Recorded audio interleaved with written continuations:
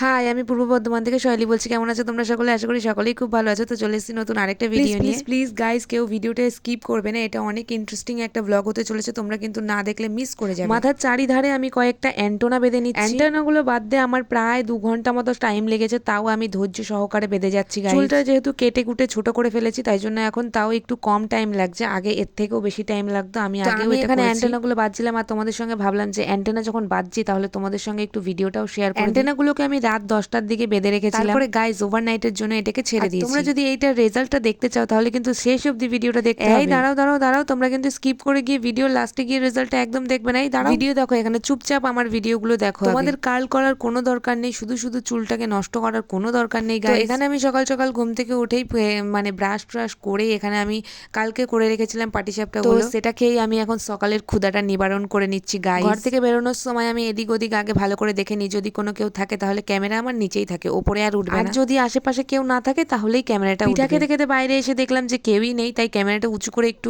আয়েশ করে পিঠা খাচ্ছিলাম। পাটিসাপটার মধ্যে নারকেলের পুর দিলে আমার একদম ভালো লাগে না, তার জন্য এখানে আমি সন্দেশ ইউজ করেছিলাম গাইস। তোমরা যদি পাটিসাপটা বানানোর ভিডিওটা না দেখে থাকো তাহলে অবশ্যই আমার ফেসবুকে গিয়ে একটু দেখে এসো, যাও, ওটাতেও অনেক মজা পাবে। যাও গিয়ে দেখে আসো। যাবো এক জায়গায় নিমন্ত্রণ খেতে, তার জন্যই হচ্ছে রেডি হচ্ছিলাম, তো তার জন্যই আমি এই মানে এটা বেনিটা আর কি বেঁধে রেখেছিলাম, সরি অ্যান্টেনা বেঁধে রেখেছিলাম গাইস।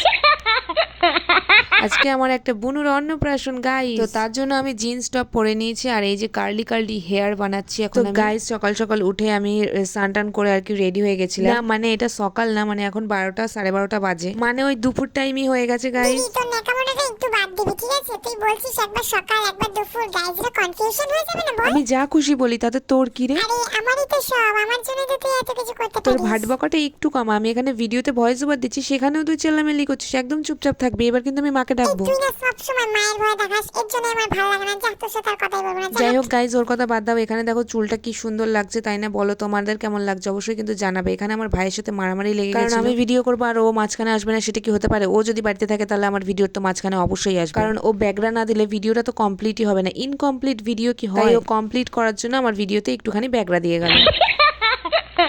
দেখো দেখো দেখো দেখো, এখানে দেখো কি সুন্দর হেয়ারে কার্ল, ক্রিম্পিং, তারপরে কত কিছু করে না, ওসব ছাড়াই আমি কত সুন্দর কার্ল ক্রিম্পিং সব করে ফেলেছি। তোমাদের কাছে আমার এই হেয়ারটা কেমন লাগছে অবশ্যই কিন্তু জানাবে। জানি জিন্স টপের সঙ্গে মানাচ্ছে না, তাও আমি মানিয়ে নেব। আমার যেহেতু চুলটা একটুখানি স্ট্রেট, তাই জন্য আমার না কার্ল হেয়ার গুলো ভীষণ ভালো লাগে। তোমাদের কার্লি হেয়ার ভালো লাগে নাকি স্ট্রেট হেয়ার ভালো লাগে অবশ্যই কিন্তু কমেন্টে জানাবে। আর আমার চুলটা কেমন লাগছে সেটা কিন্তু অবশ্যই জানাবে। দেখো এখানে আমি পুরো তোমাদেরকে দেখাবো যে চুলটাকে কেমন লাগছে দেখতে। এই দেখো আমার চুলের ফাইনাল লুকটা ভীষণ সুন্দর লাগছে আমার কাছে। মা বলছে পুরো ঠাকুরের চুলের মতো লাগছে দেখতে। তো তোমাদের যদি ভিডিওটা ভালো লেগে থাকে তাহলে অবশ্যই কিন্তু লাইক কমেন্ট শেয়ার করে দেবে। আমি চললাম নিমন্ত্রণ খেতে গাইস, টাটা।